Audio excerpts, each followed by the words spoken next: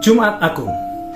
Shalom. Pertama-tama saya ucapkan selamat memperingati Hari Jumat Agung. Ayat nas kita hari ini terambil dari Yohanes 19 ayat 18. Firman Tuhan berkata, dan di situ ia disalibkan mereka, dan bersama-sama dengan dia disalibkan juga dengan dua orang lain, sebelah menyebelah, Yesus di tengah-tengah. Amin. Sahabat-sahabatku, Jumat Agung adalah hari Jumat sebelum Minggu Paskah, hari peringatan penyaliban Yesus Kristus dan wafatnya di Golgota. Dan sudah menjadi hal biasa atau umum bila acara yang berhubungan dengan kematian bukanlah sesuatu yang menyenangkan. Sebab di mana ada kematian, di situ pasti ada air mata. Peristiwa kematian selalu diiringi dengan kesedihan dan kepedihan yang sangat mendalam. Namun bagi orang percaya, kematian Yesus Kristus justru adalah peristiwa yang besar dan harus disyukuri. Karena di dalam kematian Yesus Kristus ada pengampunan dosa. Kita dibebaskan dari kutuk dosa, ada masa depan, dan memiliki pengharapan. Seperti ada tertulis, karena masa depan sungguh ada dan harapanmu tidak akan hilang. Itu di dalam Amsal 23 ayat yang ke-18.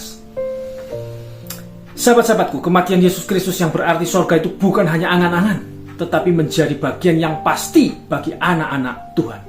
Kematian Yesus Kristus berarti pula jaminan bagi kita untuk mengalami berkat-berkat rohani yang berkelimpahan. Hal ini dinyatakan di dalam Efesus 1 ayat yang ketiga. Dikatakan, terpujilah Allah dan Bapa Tuhan kita Yesus Kristus, yang dalam Kristus telah mengaruniakan kepada kita segala berkat rohani di dalam surga. Amin. Di atas Golgota, sepertinya Yesus Kristus mengalami kegagalan dan kehancuran. Mungkin pada saat itu iblis tertawa, tetapi justru disitulah kedaulatan Allah dinyatakan dan kemenangan diraih. Memang bagi dunia salib adalah kebodohan. Itu saudara dapat baca di dalam 1 Korintus 1 ayat 18. Tetapi bagi kita, orang percaya, salib adalah bukti kasih Allah yang menyelamatkan. Karena melalui kematian Yesus Kristus, kita diselamatkan. Mau tidak berkuasa lagi. Jadi kekristenan tidak dapat dipisahkan dari salib. Hanya melalui iman percaya kita kepada Yesus Kristus, tanpa dikarenakan apa yang telah kita lakukan, bukan juga karena perbuatan baik kita itu diselamatkan. Keselamatan itu kita terima dengan cuma-cuma, free. Seperti apa yang dikatakan di dalam Roma 3 ayat 23-24. Firman Tuhan berkata, karena semua orang telah berbuat dosa dan telah kehilangan kemuliaan Allah, dan oleh kasih karunia telah dibenarkan dengan cuma-cuma karena penebusan dalam Kristus Yesus. Amin.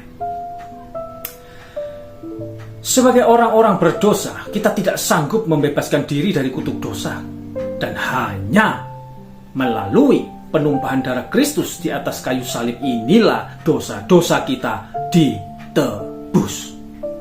Amin. Amin.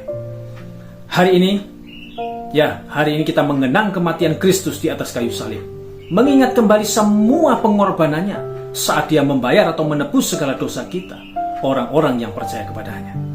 Berkat jasanya yang berharga itulah kita dibebaskan, di mana sebenarnya kita harus membayar sendiri segala hutang dosa kita, tetapi dia membayar lunas di atas kayu salib, sehingga kita orang-orang yang percaya kepadanya tidak lagi menanggungnya. Kita dibebaskan dari segala hutang dosa kita.